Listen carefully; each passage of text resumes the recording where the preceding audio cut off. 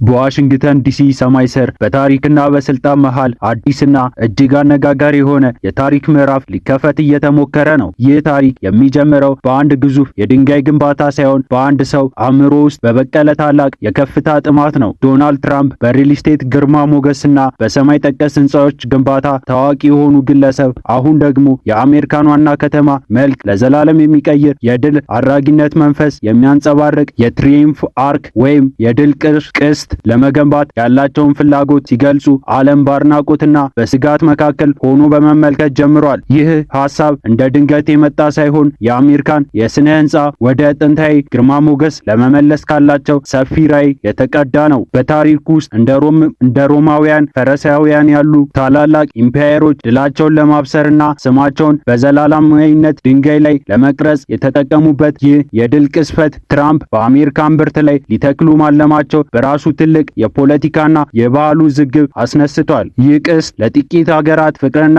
የጥንካሬ መገለጫ ሲሆን፣ ለሌሎች ደግሞ የግለሰብ ክብር ከሀገር ማንነት በላይ የማስቀደም ሙከራ ተደርጎ ይወሰዳል። የዚህ ታሪክ እጅግ አስገራሚ ገጽታ ግን ተቃውሞ የመጣው ከፖለቲከኛ ተቀናቃኞቹ ብቻ አለመሆኑ ነው። ይልቁንም ይህ መሰል ጥንታዊና ክላሲካሊ የሆነ ግንባታዎች በዋሽንግተን ዲሲ እንዲበዙ ሲወተውቱ ሲሞክሩ የነበሩ እንዲያውም የዚህ የድል ቅስፈት ሐሳብ ለመጀመሪያ ጊዜ ያቀረቡት ታዋቂው የስነ ህንፃ ባለሙያና ሂስ ቀራጭ ኬትስ ሌክ ሳይቀሩ ፊታቸውን ማዞራቸው ነው። ሌክ ለዓመታት የአሜሪካ ዘመናዊ ህንፃዎች ነፍስ አልባና ቀዝቃዛ ናቸው በማለት ሲተቹ የኖሩ ይልቁንም እንደ ግሪክና ሮም ያሉ ታላላቅ ስልጣኔዎች የሚጠበቁባቸው ውብና ትርጉም ያላቸው ግንባታዎች እንድንጠቀም ሲመክሩ የነበሩ ሰው ናቸው። ሆኖም ግን ትራምፕ ይህን ሐሳብ ወደ ተግባር ለመቀየር ሲነሱ ባለሙያው ሌክ ጭንቅላታቸውን መግለጽ ጀምረዋል። ይህ ለምን ሆነ የሚለው ጥያቄ የዚህ ትረካ ጥልቅነት ይወስነዋል። የስነ ህንፃ ጥበብ ከፖለቲካ ጋር ሲጋጭ፣ ውበት ከስልጣን ጥማት ጋር ሲደባለቅ የሚፈጠረውን ያንን ስስ መስመር ለመረዳት እጅግ አስፈላጊ ነው። ትራምፕ ወደ ስልጣን ከመጡና ጊዜ ጀምሮ የአሜሪካን መንግስታዊ ህንፃዎች አሰራር የሚወስን አገዛዝ ትዕዛዝ በማውጣት አዳዲስ ህንፃዎችን ሁሉ በክላሲካል ዲዛይን እንዲገነቡ ሲያዙ ነበር። ይህ እርምጃቸው በብዙ የጥበብ ሰዎች ዘንድ እንደ አምባገነንነት የታየ ቢሆንም እንደ ሌክ ያሉ ወግ አጥባቂ የጥበብ ሰዎች ግን በውስጣቸው ተደስተው ነበር። ምክንያቱም ዋሽንግተን ዲሲ የተመሰረተችባትን ያንን ጥንታዊና ክላሲካል መንፈስ መልሳ የምታገኝ መስሏቸው ነበር። ነገር ግን ትራምፕ ስለ ድል ቅስት ለማውራት ሲጀምሩ ነገሩ ከጥበብ አልፎ ወደ ግለሰብ አምልኮ እያዘነበለ መምጣቱን ብዙዎች ተረዱ።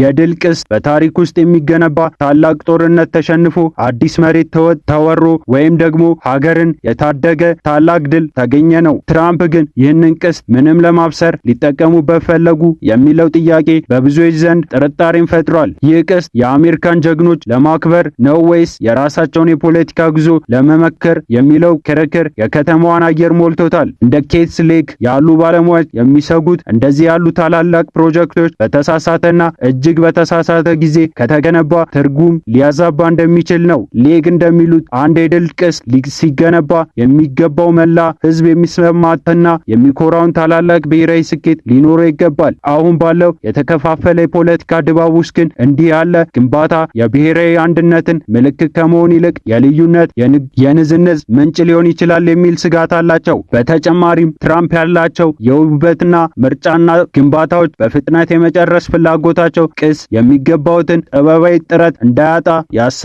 ያሰጋሉ። በታሪክ ውስጥ የሚታወቁት የድል ቅስቶች ለምሳሌ በፓሪስ የሚገኘው አርክ ደ ትሪዮምፍ ለብዙ ዓመታት በጥንቃቄ የተገነባና እያንዳንዱን ቅርስ ትልቅ ታሪክ የሚተርክ ነው። ትራምፕ ግን ይህንን በራሳቸው ፍጥነትና መንገድ ለማድረግ ሲሞክሩ ጥበቡን ወደ ኪች ወይም ጥራት ወደ ሌላው ተራ ጌጥ ሊቀይሩት ይችላሉ የሚል ስጋት በባለሙያዎች ዘንድ አሏቸው። የዚህ ታሪክ ምዕራፍ ሌላኛው ገጽታ ደግሞ የዋሽንግተን ዲሲ ነባራዊ ሁኔታ የሚቀይር መሆኑ ነው። ከተማዋ ቀድሞውኑም ቢሆን በሊንከን መታሰቢያ፣ በዋሽንግተን ሞኑመንትና በሌሎች ታላላቅ ቅርሶች የተሞላች ናት። እነዚህ ሁሉ ግንባታዎች የአሜሪካን የዲፕሎማሲ እሴቶችና የጋራ ታሪክ የሚያንጸባርቅ ናቸው። አሁንም የሚታሰበው የድል ቅስት ግን እነዚህን ሁሉ በላይ ጎልቶ ለመታየት የሚሞክርና ምናልባትም የከተማዋን ሚዛን የሚያናጋ ሊሆን ይችላል። ትራምፕ ይህንን ቅስት ሲያልሙ በውስጡ የነጻነት ታጋዮችንና የሀገር ባለሙያዎችን ሀብት ለማካተት አቅደዋል። ይህም የአሜሪካን ጀግኖች ብሔራዊ ጋርድን ከሚለው ሰፊ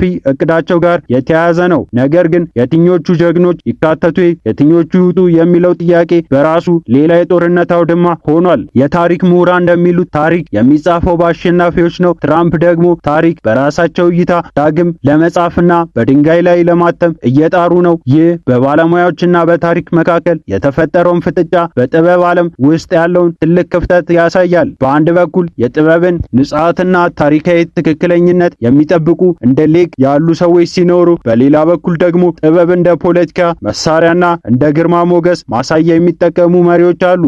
ሌግ መጀመሪያ ላይ የድል ቅስ ሐሳብን ሲያቀርቡ አሜሪካ የራሷ የሆነ ታላቅ የኪነ ሕዝብና የኪነ ሕንፃ መለያ ያስፈልጋታል ብለው በማሰብ ነበር። ነገር ግን ያቀረቡት ሐሳብ በፖለቲከኞች እጅግ ውስብስብ ሲገባ ትርጉሙ ተቀየሩና ተዛብቶ ለጥፋት ወይም ለክፍፍል ሊውል እንደሚችል ተረዱ። የራሳቸው ሐሳብ ለመቃወም ተገደዱ። ይህ ለባለሙያዎች ትልቅ የህሊና ጸጸትና ፈተና ነው።